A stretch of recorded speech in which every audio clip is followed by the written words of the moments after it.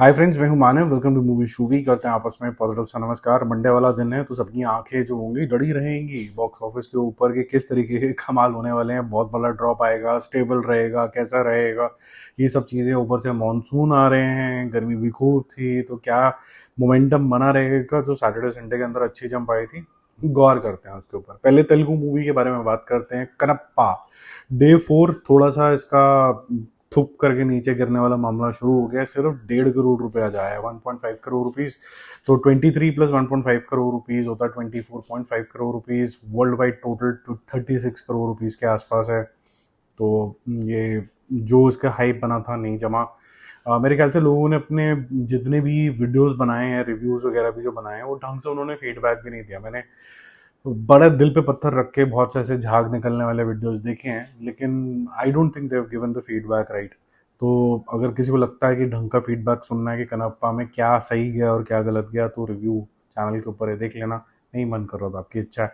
कुबेरा day 11 है और अच्छे तरीके से इसने कल 5 करोड़ रुपए का अर्निंग किया था। बहुत बड़ा जंप आया था। आज 1.5 के आसपास करेगा और 1.5 से इसका टोटल हो जाता है 81.5 करोड़ रुपीस नेट इंडिया के अंदर। World wide total 127 crore rupees के आसपास होगा। हिंदी कलेक्शन बहुत ही माशाल्लाह बहुत ही खतरनाक तरीके की है, 2.25 करोड़ रुपीस ओवरऑल। तो हिंदी बेल्ट में तो ये चमकानी। कई बार बहुत सारे लोग उत्तेजित हो जाते हैं, क्या ही पिक्चर बन गई, कोई और हीरो होता तो कभी एक्सेप्ट नहीं करता, ये हो गया जी, वो हो गया, कनप्पा हो गया जी, कुबेरा हो गया जी। वो पता नहीं, मेरे ख्याल से हिंदी ऑडियंस थोड़ा इराटिक तरीके से बिहेव करते हैं, उनको क्या अच्छा लग जाएगा पता नहीं होता। F1 के बारे में बात करते हैं, थोड़ा हॉलीवुड की तरफ रुख रखते हैं। ये मूवी थोड़ा ठीक कर रही है। 3 करोड़ रुपीज आज करेगी। कल 8 करोड़ रुपए कर रहे थे, बहुत अच्छा जंप आया था कल।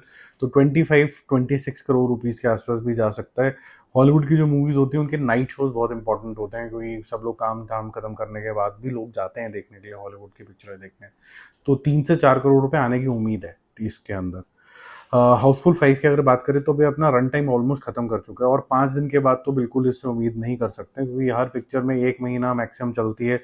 अगर कोई एक्सेप्शनल मूवी है तो वो जैसे जवान पठान या फिर आप कह सकते हैं RRR, उस तरीके के जोन के अंदर जो जाती हैं, पुष्पा चली जाती है, वो 50-50 दिन पूरे कर जाती हैं। लेकिन ये वाली जो मूवी है जो मिड वे तक जाती है, ये 300 के आसपास टच करेंगी। कल 1 करोड़ रुपए किया था, आज 50 लाख, मुश्किल से 40 से 50 लाख रुपए करेगी, 40 मोस्ट प्रॉब्ली। तो नियर अबाउट 197 करोड़ रुपीज इसका बिजनेस है। 200 मुश्किल से टच करेगा और 300 करोड़ करने के लिए इसको थोड़ा सा फाइट है, क्योंकि ये 294.5 करोड़ रुपीज के आसपास है। ठीक है, ये धीरे धीरे पहुंच जाएगा उस तक, लेकिन थोड़ा टच एंड गो वाला मामला इसका लग रहा है। अच्छी चीज़ ये है कि इसने हाउसफुल 4 को तो एटलीस्ट क्रॉस कर लिया, 291 है। जो मेकर्स थे वो उम्मीद कर रहे थे कि वो 30%, 20 से 30% एक्स्ट्रा लेके आएगा प्रीवियस वर्जन से। अगर 20% और लेके चलते हैं तो 40 करोड़ रुपए के आसपास का बिजनेस होता है 200 करोड़ पे। 197 हम 200 मान लेते हैं, तो 20 अगर मान के चलें तो 240 तक जाना चाहिए था, ये उनकी उम्मीद थी। तो उनकी उम्मीद से कम करी है, लेकिन ये लॉस मेकिंग वेंचर नहीं है, बहुत ज़्यादा प्रॉफिट्स भी इसके साथ नहीं आएंगे। तो मेकर्स को ये समझना पड़ेगा कि वेयर दे वेंट रॉन्ग, कि ये इतने ज़्यादा जिसकी वेट हो रही थी कि हाउसफुल टाइप की पिक्चर आए, हंसाए, गुदगुदाए, वो कहाँ गलत गई। वो मेरे ख्याल से मेकर्स थोड़ा सा गौर करेंगे तो सीख जाएंगे, सब समझदार लोग हैं। सितारे ज़मीन के ऊपर चलते हैं और फिर माँ के ऊपर चलेंगे। माँ का एंडिंग एक्सप्लेन वीडियो भी जल्दी ही आएगा, वो भी उसके लिए तैयारी कर लो। सितारे ज़मीन का जो है डे 11 है, ठीक है। और डे 11 के अंदर एक ठीक ठाक सी कलेक्शन है। मैं ये नहीं बोलूँगा कि बहुत मैग्निफिसेंट की कलेक्शन है, लेकिन ड्रॉप आया है इसके अंदर। 5 करोड़ रुपए की कलेक्शन है आज, जो नाइट तक क्लॉक होगी मोस्ट प्रॉब्ली। और 14.5 तक कल तक इसने कर ली थी। बहुत अच्छा कलेक्शन आया था कल संडे वाले दिन, तो बम्पर रहा है इसके लिए। तो 123 कल तक पहुंच गया था और आज पहुंच गया 128 करोड़ रुपीस के ऊपर, क्योंकि 5 ऐड करोगे तो ये हो जाएगा। अच्छी चीज़ ये है कि इसने 200 करोड़ रुपए क्रॉस कर लिए। कल 195 तक ये पहुंच गया था और वर्ल्ड वाइड लेवल के ऊपर, जिसमें 51 से 52 करोड़ रुपीस कल तक ही ओवरसीज से आए थे। तो लगभग लगभग ये 204 के आसपास पहुंच चुका है।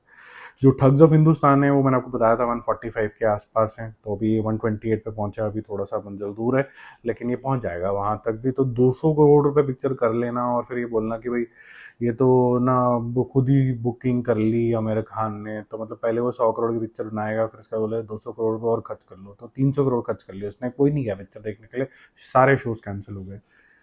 थोड़ा अजीब है सुनने में।